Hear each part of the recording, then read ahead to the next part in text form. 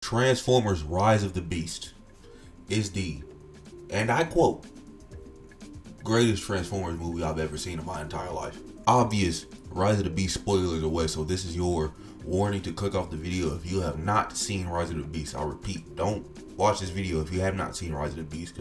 After rewatching all 6 Transformers live action movies during this past week, I've come to the conclusion, right, that Transformers 3 is just the best one out of all of those 6, right? This movie was so good. The only complaint that I have is that I wished it was longer. Perfect film, right? Optimus's character arc in this movie was great. If you are a fan of the Bayformers, he is just as brutal as Bayformers Optimus. I don't know, cause I want to see the switch up, right? Because there are a lot of Transformers fans that think that Bay Optimus is brutal, but this guy, this Optimus, Stephen Caple Jr. Optimus is just as brutal, if not even more so, the way he was fighting in this movie. And then after watching this movie and then having like some hours to think of myself, to think about the movie, I was like, this is just Age of Extinction, but if it was done perfectly, in my opinion. We have the angry Optimus not really trusting the humans anymore, growing through his character arc with the newer human companion in Noah. I'll speak about Noah in a little bit. And we get like a more angry, aggressive Optimus, but he's not really mad at the humans this time. He's mad at himself because he feels like it's his fault that they lost the war. And he feels like it's his fault that him and the remaining Autobots on Earth are stuck on Earth, and he's really just mad at himself. I like the dichotomy between Optimus and Noah. Noah was a fantastic human character. It took all the things that I like about the Bayformers humans and all the good character writing from Nightverse humans like Charlie, and then just meshed it all into one. Noah had a genuine, just really good character arc, and the dichotomy between him and Optimus was that they were both big brothers looking after their families. Man, this movie is just so great, man. I can't wait for it to come out on digital so I could go over these fights, because oh my god, bro, they was throwing hands. The beginning of the movie starts off with the Terracons invading the Maximals planets. The leader of the Maximals at that time, I think his name was Prime Link, he fended off the Maximals while the Maximals took the transport key and got out of their planet. But Scourge pulled up and just killed bro super fast, super efficiently. And then Unicron ate the planet. But then we time jump to 1994. Yeah. And also one more thing. The soundtrack in this movie. Is phenomenal. This movie's so goddamn good, bro. I know I'm jumping from place to place, to point, but I've been waiting for a Transformers movie for 5 years, and I get one, and it's my favorite one. I'm going to talk about everything that I love. The Autobots. We have Mirage, RC, Wheeljack, Bumblebee, Stratosphere, and Optimus. They killed Bumblebee in the first 30 minutes of the movie. It was like, what?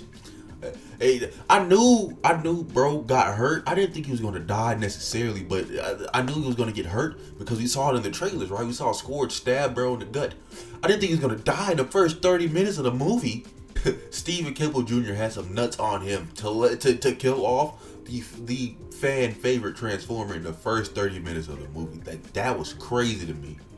And on the Maximal side, we had Air Razor, Cheetor, Rhinox, and Brian. We did not get to see Air Razor maximize. She died.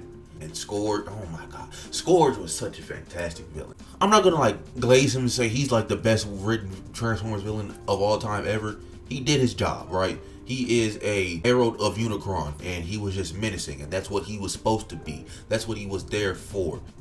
On the Terracons side, we had Scourge, Nightbird, and Battletrap. And Scourge and Nightbird, they were just my favorite, man. Battletrap was just big, meaty muscle man looking for a good fight. He was enjoyable to an extent. It didn't really have too much dialogue. He did what he was supposed to do. He was a big brute, hard to get around, but once they got around him, he got done in dirty. Nightbird, though, I really liked the Nightbird. She was fun on screen. I liked her. I liked that she was just basically a ninja. She had ninja stars. They had EMPs in them. She had dual katanas. She was just really fun to watch on screen. And this movie is brutal. It's just as brutal as the Bayformers movies, and I'm so happy that is still the tone that they are going for with these movies. And the final battle, oh my god, the last 30-25 minutes of this film were just peak, man. Like, it was just fights. It was just pure fights, man. I thought, like I said, this movie is brutal, right? Scourge was shooting Mirage, and he shot off like three of that nigga's limbs, and I was perplexed. I was perplexed because Bumblebee just came back to life. I was like, Bumblebee died so to just come back to life so Mirage could die, but then Mirage transferred himself onto Noah, giving Noah a Mirage battlesuit where he was able to fight against Scourge, and I was like, what the?